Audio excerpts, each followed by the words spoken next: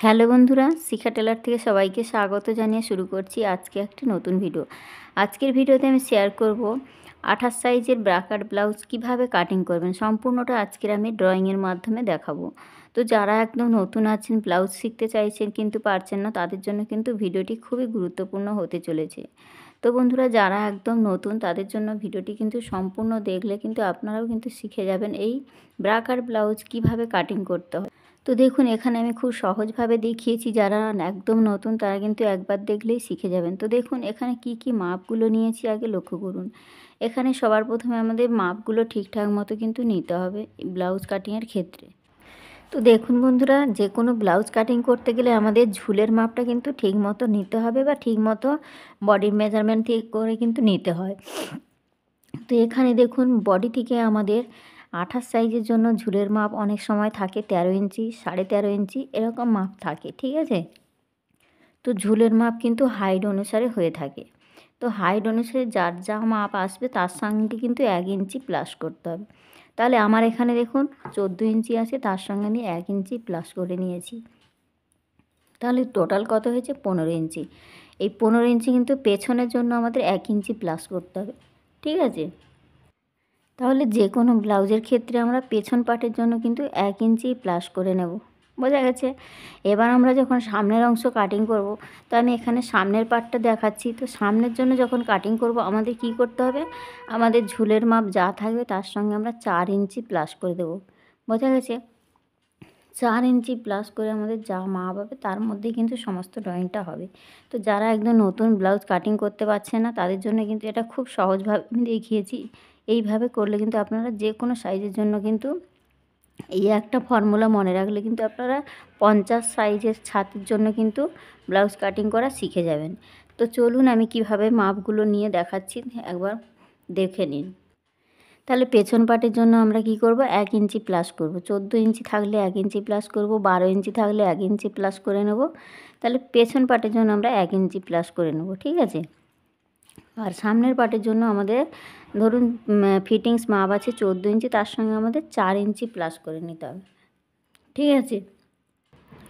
তো এবার দেখুন, ছাতির মাপ আছে আমাদের 28। 28কে আমাদের 4 দিয়ে ভাগ করলে কত হয়? 7 ইঞ্চি। তার সাথে আমরা নিয়ে নেব 1.5 ইঞ্চি বা 2 ইঞ্চি। আপনারা 1.5 ইঞ্চিও নিতে পারেন বা 2 ইঞ্চি নিতে পারেন। তো আমি এখানে 1.5 ইঞ্চি নিয়ে দেখিয়েছি। এবার চলে আসি কোমরের মাপ। কোমর আছে আমাদের 26। কারো 26 হয়ে থাকে, কারো 27 হয়ে থাকে, কারো 25.5 হয়ে থাকে। যার যা মাপ হবে তাকে 4 দিয়ে ভাগ করে দেবেন। তাহলে এখানে 26কে 4 দিয়ে ভাগ করলে হয় 6.5 ইঞ্চি। তার সঙ্গে প্লাস 1.5 ইঞ্চি আমি এক্সট্রা মার্জিন নিয়েছি, বোঝা গেছে। এটা ভেতরে কিন্তু এই এক্সট্রা মার্জিন কাপড়টা কিন্তু থাকবে। এবার পুটের মাপ। পুট আমাদের কত আছে? 14 ইঞ্চি। 14কে আমরা দুভাগ করলে কত হয়? 7 ইঞ্চি। এবার 7 ইঞ্চি আমাদের কিন্তু যখন বোট নেক গলা করব তখন আমরা পুটের মাপ যা থাকবে তাকে হাফ করে নেব। যেহেতু এখানে পেছনে ডিপ গলা হচ্ছে তার জন্য কিন্তু পুট ভেঙে নিতে হয়। তাহলে 7 ইঞ্চি থেকে আমাদের যেহেতু পেছনে 9 ইঞ্চি গলা হচ্ছে, তার জন্য কিন্তু পুট ভেঙে আমাদের 5.5 ইঞ্চি হয়েছে। তো পুট ভাঙার নিয়মটা যদি না আপনারা দেখে থাকেন তাহলে আমার চ্যানেলে গিয়ে দেখতে পারেন। পুট ভাঙার নিয়মটা কিন্তু খুব সুন্দরভাবে, খুব সহজভাবে দেখানো আছে, আমার চ্যানেলে গিয়ে দেখে নেবেন। এবার চলে আসি মোহরার মাপ। মোহরা আছে 15 ইঞ্চি। 15কে দুভাগ করলে হয় 7.5 ইঞ্চি। তাহলে 7.5 ইঞ্চি আমাদের টোটাল বগল রাউন্ডের মাপ। এবার হচ্ছে সামনের গলা। সামনের গলা আমাদের 5.5 ইঞ্চি হয়ে থাকে, তার সঙ্গে হাফ ইঞ্চি বেশি নেব। তাহলে কত হয়? হাফ ইঞ্চি, 5.5-এর সঙ্গে হাফ ইঞ্চি বেশি নিলে হয় 6 ইঞ্চি।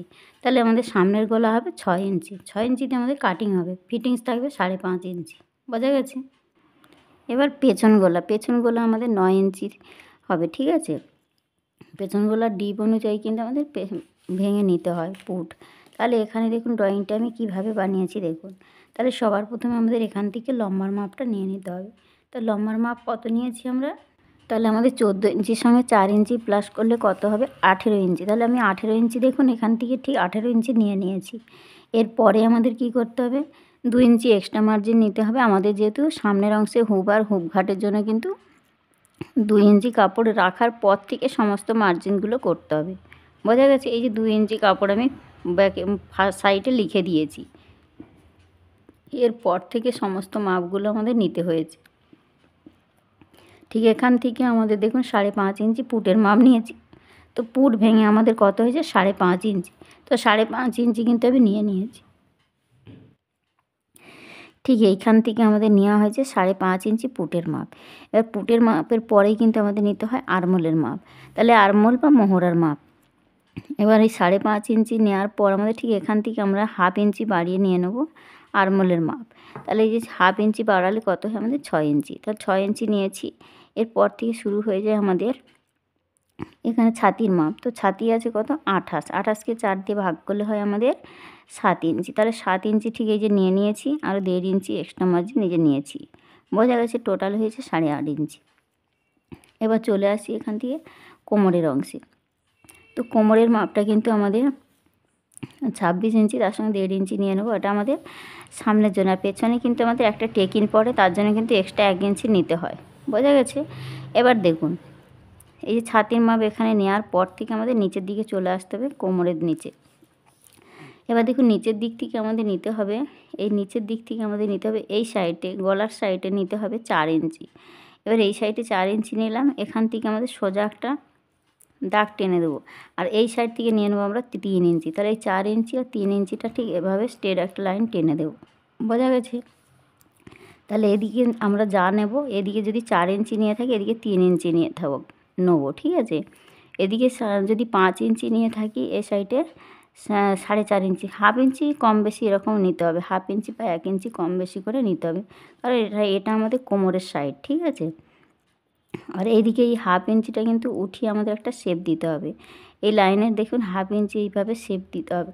তারপরে আমাদের এখান থেকে একটা মাপ নিতে হবে। ঠিক এই লাইন থেকে আমাদের খাপের জন্য মাপ নিতে হবে। খাপের জন্য আমরা কতটা মাপ নেব, ঠিক এই লাইন থেকে কিন্তু আমাদের ঠিক এখান থেকে যে এক্সট্রা কাপড় 2 ইঞ্চি নিয়েছিলাম, ঠিক এই লাইন থেকেই কিন্তু আমাদের 6 ইঞ্চি এই দাগের মধ্যে নিতে হবে। তো এই যে দেখুন আমি বসিয়ে দিয়েছি, যেখানে যা যা মাপ নিয়েছি আমি বসিয়ে দিয়েছি। ঠিক এখান থেকে এই যে 6 ইঞ্চি নেওয়ার পর আমাদের এই সাইড থেকে নিতে হবে, এই গলার এখান থেকে নিতে হবে 1 ইঞ্চি। তাহলে এখান থেকে আমাদের কম্পালসারি যে কোনো সাইজের জন্য নিয়ে নেব 1 ইঞ্চি। আর এই বগল রাউন্ডের এখান থেকে এই লাইনটা যে আসছে এখান থেকে আমাদের নিতে হবে 2.5 ইঞ্চি। ঠিক ফিতে মেপে যেখানেই 2.5 ইঞ্চি হবে একটা পয়েন্ট করে নেব। বোঝা গেছে? এবার দেখুন এই পয়েন্ট, এই 2.5 ইঞ্চির পয়েন্ট আর এখানে যে 6 ইঞ্চি নিয়েছি, এই 3টে পয়েন্টকে ঠিক এইভাবে করে আমাদের মিলিয়ে দেবো।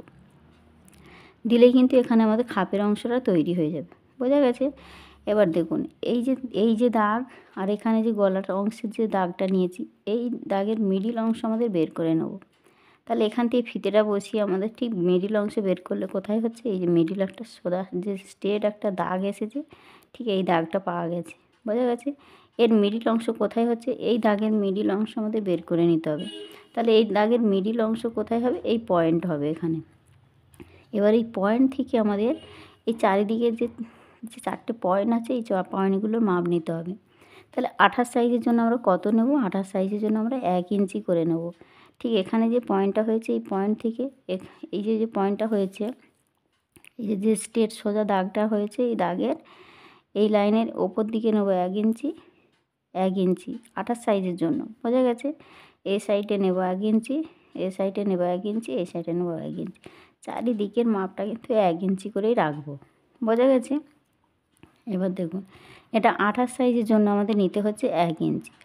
ছাতি অনুযায়ী কিন্তু 1/2 ইঞ্চি 1/2 ইঞ্চি করে আমাদের বাড়তে থাকে, ঠিক আছে? 30 সাইজের জন্য আমাদের নিতে হবে আরও 1/2 ইঞ্চি বাড়িয়ে নিতে হবে, ঠিক আছে? কি সুদ বাড়িয়ে নিতে হবে, এটা আমি প্রত্যেকটা সাইজ অনুযায়ী কিন্তু আপনাদের দেখিয়ে দেবো, আপনারা কিন্তু একই নিয়মেই কিন্তু করবেন।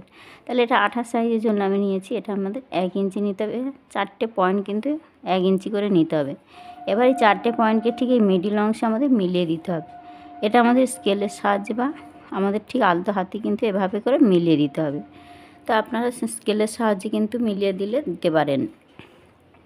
এবার চলে আসি আমাদের এই সাইড থেকে, এই যে গলার অংশ থেকে এই সাইডে 2 সুত মতো আমরা নেব, নিয়ে এই লাইনের সঙ্গে কিন্তু এই যে দাগটা যে মিলিয়েছি এই দাগটাকে মিলিয়ে দিতে হবে। দিলে কিন্তু পারফেক্টভাবে কিন্তু খাপের অংশটা রেডি হয়ে যাবে। আর এখানে যে 4 ইঞ্চি নিচে কিন্তু আমাদের টেকিন পাটা একদম পারফেক্টভাবে কিন্তু এখানে আমাদের যা ব্লাউজের খাপের অংশটা কিন্তু একদম পারফেক্ট নিয়মে বেরিয়ে যাবে। তো 28 সাইজের জন্য কিন্তু এখানে আমি দেখিয়েছি। আর ব্লাউজ আমাদের 2 ভাঁজে কাটিং করতে হয়। আমরা প্রথমে কাপড়টিকে 2 ভাঁজ করে নেব, সে কাপড় হোক আর পেপারে কাটিং করলেও কিন্তু আমরা 2 ভাঁজ করে নেব। বোঝা গেছে? তো দেখুন বন্ধুরা, একদম এখানে আমি পারফেক্টভাবেই কিন্তু দেখিয়েছি। এখানে আপনারা যা 28 সাইজ যদি হয়ে থাকেন, এই মাপটা কিন্তু একদম পারফেক্ট। আপনার ব্লাউজ কিন্তু খুব সুন্দর ফিটিংস হবে। ব্লাউজ কিন্তু খুব সহজভাবেই কিন্তু আপনি কাটিং করতে পারবেন। তো পেপারে যখন কাটিং করবেন, পেপারটাকে 2 ভাঁজ করেই কিন্তু কাটিং করবেন, ঠিক আছে? তাহলে এবার দেখুন, এখানে আমাদের যে মোহরা লাইনটা এসেছে, এখানে যে মোহরা লাইনটা 6 ইঞ্চি পেয়েছি, এর মিডিল অংশে আমাদের একটা পয়েন্ট করে নিতে হবে। আর এই কোণ থেকে আমাদের 1 ইঞ্চিতে শেপ নিতে হবে। যে কোনো ব্লাউজের ক্ষেত্রে কিন্তু আমাদের সামনের অংশে 1 ইঞ্চি শেপ আসবে, বোঝা গেছে?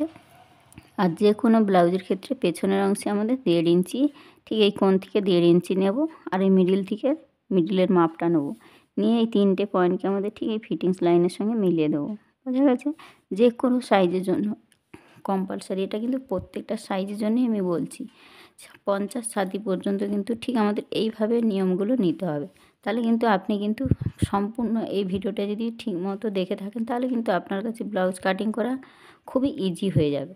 এখানে আমি খুব সহজভাবে দেখিয়েছি, যারা একদম নতুন তাদের জন্যই কিন্তু এই ব্লাউজ কাটিং করার সহজ পদ্ধতিটাই আমি এখানে ব্যবহার করেছি। তো দেখুন, এখানে আমি 28 সাইজের জন্য দেখিয়েছি, নেক্সট ভিডিওতে আমি 30 সাইজের জন্য দেখাবো। তো প্রত্যেকটা সাইজের জন্য কিন্তু আমি এইভাবে প্রত্যেকটা সাইজের জন্য নতুনদের জন্য কিন্তু আমি দেখাবো।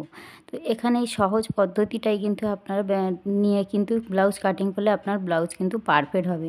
এখানে আমি খুব সহজভাবে দেখিয়েছি, যারা একদম পারছেন না ব্লাউজ কাটিং করতে, তাদের জন্য কিন্তু এই প্রসেসটা আমি দেখিয়েছি। আর যারা প্রফেশনাল নিয়মে দেখতে চান, আমার চ্যানেলে গিয়ে কিন্তু দেখতে পারেন। আমার চ্যানেলে কিন্তু প্রচুর ভিডিও দেওয়া রয়েছে। যারা নতুনের জন্য ভিডিও রয়েছে, নতুনরা কিভাবে ব্লাউজ কাটিং করবেন, কিভাবে সমস্ত মাপগুলো নেবেন, সমস্তটাই কিন্তু আমার চ্যানেলের মধ্যে দেওয়া আছে। আপনারা যদি দেখতে চান, অবশ্যই চ্যানেলে ভিজিট করে দেখতে পারেন। তো এখানে আমি 28 সাইজের জন্য আজকে ড্রয়িংটা দেখেছি। নেক্সট ভিডিওতে আমি এর কীভাবে কাটিং করতে হয়, ঠিক এই ড্রয়িং অনুযায়ী আমি নেক্সট ভিডিওতে এর কাটিংটা দেখাবো। তো বন্ধুরা, এই ছিল আজকে 28 সাইজের ব্লাউজ কীভাবে ড্রয়িং করতে হয়, সমস্ত মেজারমেন্ট নিয়েই কিন্তু আমি এখানে দেখিয়েছি। আপনারা সম্পূর্ণ ভিডিওটা দেখলে কিন্তু শিখে যাবেন কিভাবে ব্লাউজ কাটিং করতে হয়।